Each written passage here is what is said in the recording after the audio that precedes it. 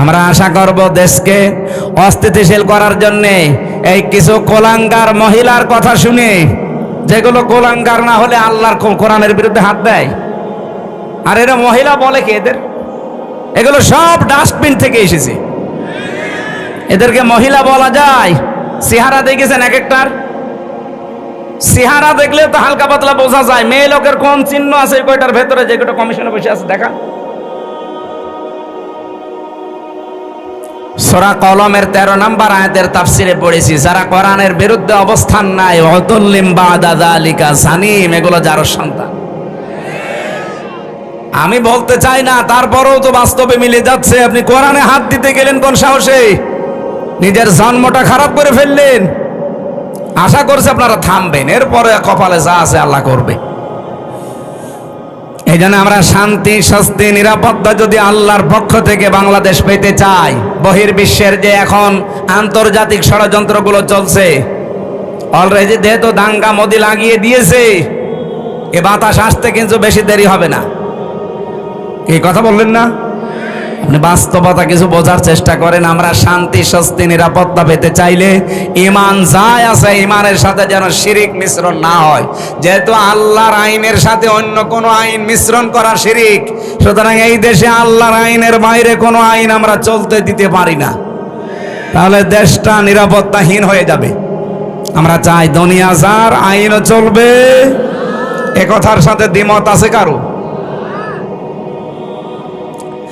আবার ভাইরা, নামাজ যদি আপনার কমও থাকে, রোজা আপনার কম হয়েছে, পর্দা পশিদা কম হয়েছে, কিন্তু ঈমানটা যদি সত্যি আপনি পরিষ্কার রাখতে পারেন, আকীদা যদি আপনার বিশুদ্ধ হতে পারে, অল্প কিছু করলে আপনাকে আমার আল্লাহ নাজাত দিয়ে দেবেন।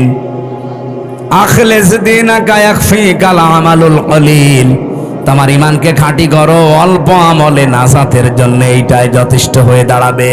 আল্লাহ হাদিসটা মেনে চলার তৌফিক দিন, বলেন আমিন।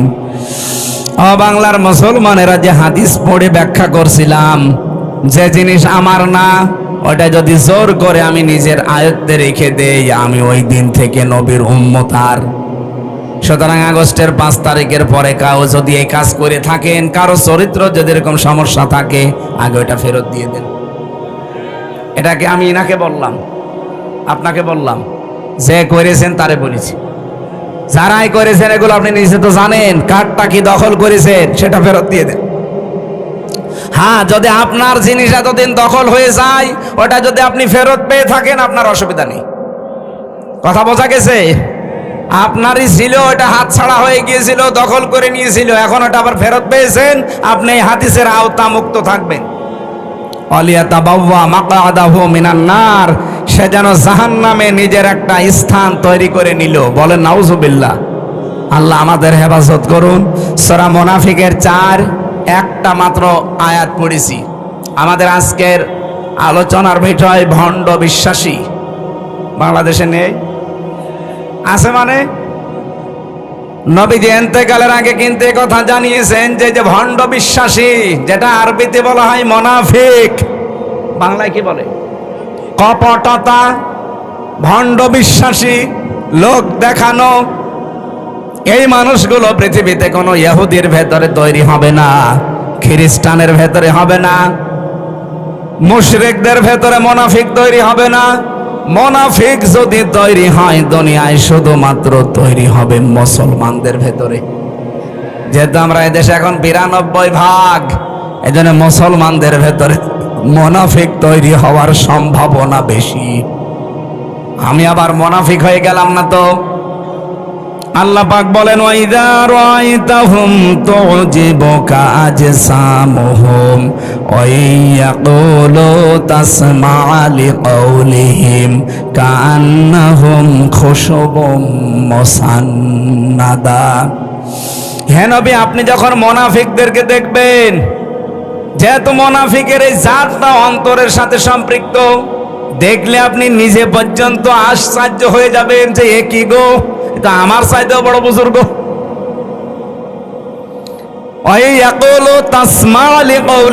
তাদের সাথে যদি আপনি কথা বলেন, যা তাদের কথা যদি আপনি শোনেন, আপনি বিমোহিত হয়ে পড়বেন, আপনি নিজেকে খেয়ে হারিয়ে ফেলবেন যে কি আমিও তো এত সুন্দর করে ইনিয়ে বিনিয়ে কথা বলতে পারি না।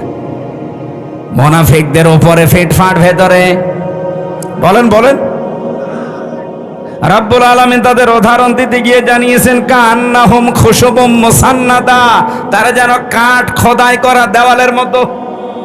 এত সুন্দর একটা উদাহরণ আল্লাহ সেট করেছেন, এটা পড়লে আমার কাছে কোরআনে কারিমের এই যে বালাগাত ফাসাহাত পরিপূর্ণ আমার আল্লাহ কোরআন, এই আয়াতটা তার প্রমাণ। কান্নাহুম খুশুবুম মুসান্নাদা, এর বাংলা অর্থ দাঁড়িয়েছে মুনাফিকদের দৃশ্য মনে হয় কাঠ খোদাই করা দেওয়ালের মতো। চাকচিক্যময় দেওয়ালগুলো দেখলে আপনি কিন্তু ভুলে যাবেন, খেয়ে হারিয়ে ফেলবেন। আর একটা বাংলায় কথা আছে, ফিদা হয়ে যাবেন। এটা আঞ্চলিক ভাষায় কি বলে? এটা কিছু দেখলে ফিদা হয়ে যায়। আমি আঞ্চলিক ভাষাটা এলাকা জানি না, এই জানে বলতে পারছি না। এটা বাংলায় লেখা পেয়েছি, ফিদা হয়ে যাবেন আপনি। কার্যকারিতা কারুকার্যতা দেখলে মানুষ নিজেকে হারিয়ে ফেলেছে। কি গো, শিল্প এত সুন্দর হতে পারে? আল্লাহ পাক বলেন ইয়াহসাবুনা কুল্লা সাইহাতিন আলাইহিম, মুনাফিকরা ধারণা করে উচ্চ কথা বললেই মনে হয় তাদের কোনো কিছু ফাঁস হয়ে যাবে। হুমুল আদব্য, তাদেরকে শত্রু হিসাবে চিহ্নিত করে রাখবেন। আমি কোন কয়েকটা বলছি। ফাহাজারহুম, তাদের থেকে সতর্ক থাকবেন। কাতালাহুমুল্লাহ, এইটা বিশ্বাস করে রাখবেন যে আল্লাহ নিজে তাদেরকে হত্যা করবে, শাস্তি দেবে, কতল করবে। আন্না ইউফাকুন, কোথায় তারা ফিরে যাচ্ছে, এটা বাংলা অর্থ ছিল। এবারে এই যে তিনটা শব্দের ভেতরে গুরুত্বপূর্ণ শব্দ হচ্ছে ইয়াহসাবুনা, তারা ধারণা করে, মনে করে। কুল্লা সাইহাতিন আলাইহিম, উচ্চ কোনো কথা বললেই মনে হয় তাদের চরিত্র ফাঁস হয়ে যাবে। যেহেতু মুনাফিক এটা নিকৃষ্ট আল্লাহর কাছে, রসুলের কাছে এত নিকৃষ্ট, কোরআনে আল্লাহ উদাহরণ দিতে গিয়ে জানিয়েছেন মুনাফিক জাহান্নামে যাবে কাফেরদেরও নিচে। বলেন তো, আবু জেহেল মুনাফিক না কাফের? ফেরাউন মুনাফিক না কাফের? বলেন বলেন। তাহলে ফেরাউনকে আল্লাহ যদি জাহান্নামে দেয়, আবু জেহেলকে যদি জাহান্নামে দেয়, মুনাফিক যারা আমরা যারা মুসলমানদের ভেতরে এখন সেগুলো বলবো চারটা, এই চারটা বিষয় যদি কারো ভেতরে থাকে, ও আবু জেহেলেরও নিচে থাকবে। নওগাঁবাসী থাকতে চান আবু জেহেলের নিচে জাহান্নামে? বলেন বলেন। এক নম্বরে কোন হাদিসে আমি সালাসা পেয়েছি, কোন হাদিসে আরবা পেয়েছি। আয়াতুল মুনাফিক আরবা আছে, সালাসা আছে। ইজা হাদ্দাসা কাযাবা, কথা বললেই মুনাফিকরা মিথ্যা কথা বলে। দুনিয়ার কথা বলুক আর ধর্মের কথা বলুক, কথা বললেই মিথ্যা কথা বলে। এরকম আলেম দেশে নেই। এই যে আমার ভণ্ড তাহেরি ভাই, কথা বললেই ও হাদিস কোরআনের নাম দিয়ে বলুক আর জেনারেল কথা বলুক, কথা বললেই মিথ্যা কথা বলে। কারণ যেগুলো বানিয়েছে সব মিথ্যা। আপনি আলেমদের জিজ্ঞাসা করেন, আলী বাবা, শালি বাবা, কেল্লা বাবা, ফতে বাবা, সব বানিয়েছে। কথা বললেই মিথ্যা কথা তুলে আনে। এমন এমন শান তৈরি করেছে আল্লাহর ওলিদের নাম নিয়ে। এ পৃথিবীতে সবচাইতে দামি মানুষ হচ্ছে নবীরা। কথা বলেন না কেন? নবীদের পরে সবচাইতে দামি মানুষ সাহাবীরা। বলেন বলেন। আপনি নবীদের জীবনী পড়েন। আমি 25 জন নবীর জীবনী পেয়েছি কোরআনে ডাইরেক্ট, আর 2 জন নবীর নাম পেয়েছি ইনডাইরেক্ট। এই 27 জনের পুরা জীবনী আমি পড়ে দেখেছি তাফসিরে তাবারি থেকে। পুরাটা পড়ে কোনোদিন আমি পাইনি ও যেমন জিকির বানিয়েছে কোন নবী এই শালি বাবা, কেল্লা বাবা, ফতে বাবা বলে জিকির করেছে। তাহলে পুরাটা মিথ্যা, এটাকে আর ব্যাখ্যা করা লাগবে? সাহাবীদের জীবনী পড়েন, হেকায়েতে সাহাবা সহ যত সাহাবীর জীবন আমি নিজে পড়েছি। একটা দুইটা না, বিশ্ববিদ্যালয়ে থাকাকালীন বহু সাহাবীর জীবন আমার ছিল। পড়াটা পড়ে কোনো দিন আমি পাইনি একদিনের জন্য কোন সাহাবী ইয়া রাসূলুল্লাহ, ইয়া রাসূলুল্লাহ এই জিকির করেছে। অথচ ওরা নাম দিয়েছে আহলে সুন্নাত ওয়াল জামাত, ওদের নাম দেওয়া দরকার আহলে বেদাত ওয়াল জামাত। সুন্নতের কোন বালাই ওদের ভেতরে নেই। খালি পাগড়ি মাথায় দিয়ে জব্বা গায়ে দিলে আর বাবড়ি চুল রাখলে সুন্নত হয়। যা যা করছেন সবগুলো মিথ্যার উপরে। কথা বললে যারা মিথ্যা কথা বলেন, ধর্মের কথা বলেন, আর জেনারেল কথা বলেন, কথা বললেই জীবনে মিথ্যা ছাড়া কিছুই পাওয়া যাচ্ছে না। অথচ নবীজি বলেন এই পৃথিবীতে সমস্ত পাপের মা হচ্ছে মিথ্যা। বাইরের দেশগুলোতে আমি যেয়ে দেখেছি, ওরা শুধু আজ দাঁড়িয়ে গেছে এই মিথ্যাটা না থাকার কারণে। মালয়েশিয়া তো মুসলমান দেশ, তারা 2004 সাল থেকে আজ দাঁড়িয়ে গেছে, আর আমরা 54 বছরও দাঁড়াতে পারি না। আমি মালয়েশিয়া বিশ্ববিদ্যালয় পুরাটা যখন ঘুরছিলাম, 120টা দেশের ছেলেমেয়েরা ওখানে আছে।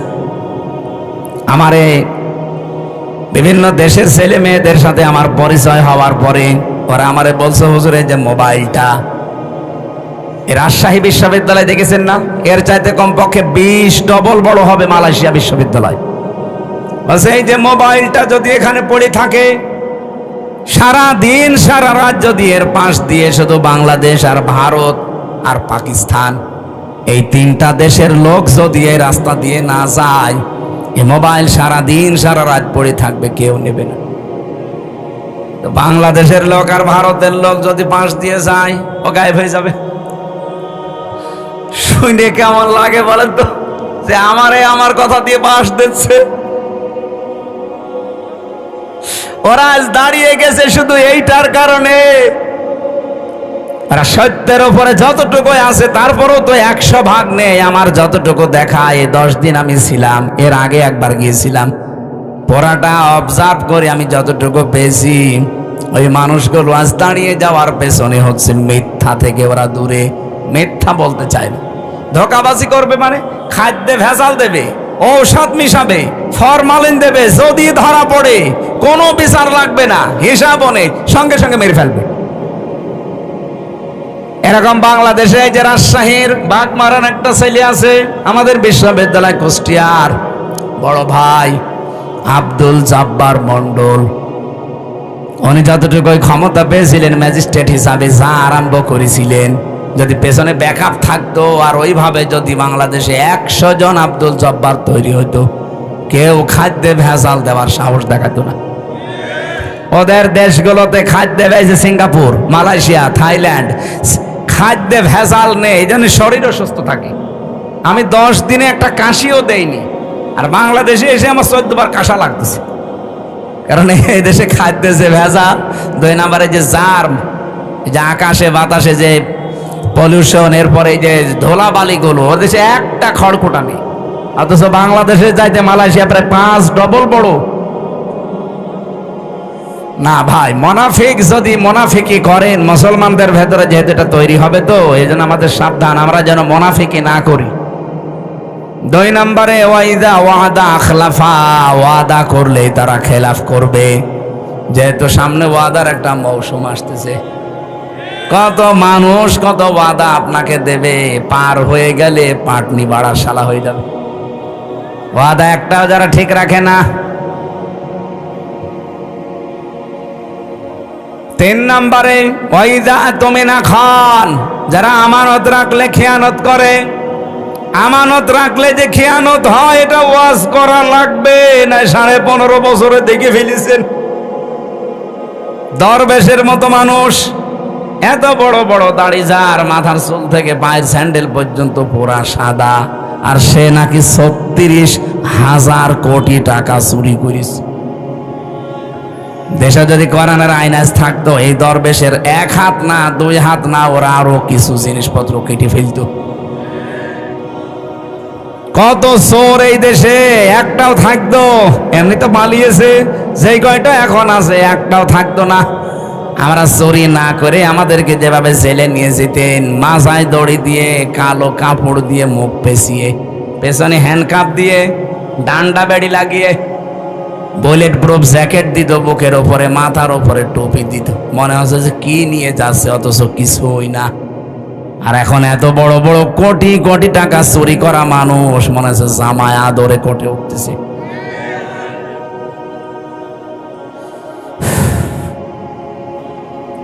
এই চোরগুলো যা করেছে,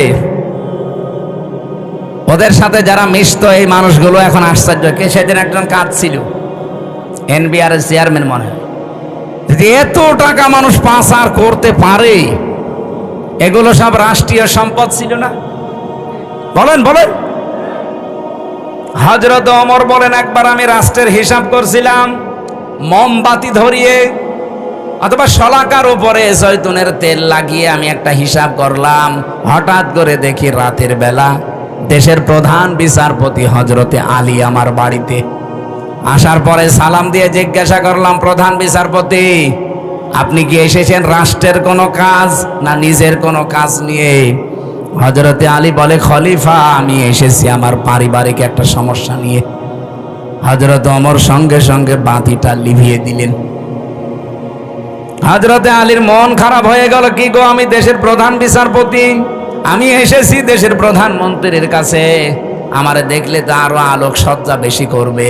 আর একটা জয়তুনের তেল দিয়ে লম্প জ্বালানো ছিল, বাতি ওইটাও দিল লিভিয়ে, এখন তো অন্ধকার হয়ে গেল, আমি কি বলতে যে কি বলবো।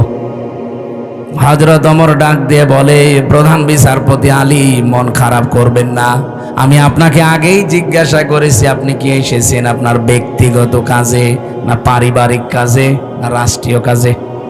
আপনি নিজেই বলছেন না আমি পারিবারিক কাজে এসেছি। আমি যে হিসাব করছিলাম এটা রাষ্ট্রের তেল পুড়িয়ে রাষ্ট্রের জনগণের হিসাব। তা আপনি আসলেন আপনার পারিবারিক ব্যক্তিগত জীবনের সমস্যা নিয়ে। জনগণের তেল পুড়িয়ে আমি কাজ করি, এ সময় আপনার সাথে কথা বললে জনগণের আমানতের সাথে খিয়ানত হবে। হযরতে আলী বলেন, এই দিন থেকে ওমরের প্রতি রাগ না মহব্বত যা ছিল, ভালোবাসা, এগুলো আরো আল্লাহ বৃদ্ধি করে দিয়েছে। দেশের 1628 জন মানুষ যদি এভাবে আমরা তৈরি করতে পারতাম, আজ বাংলার মুসলমানেরা সুযোগ আল্লাহ সব সময় দেয় না।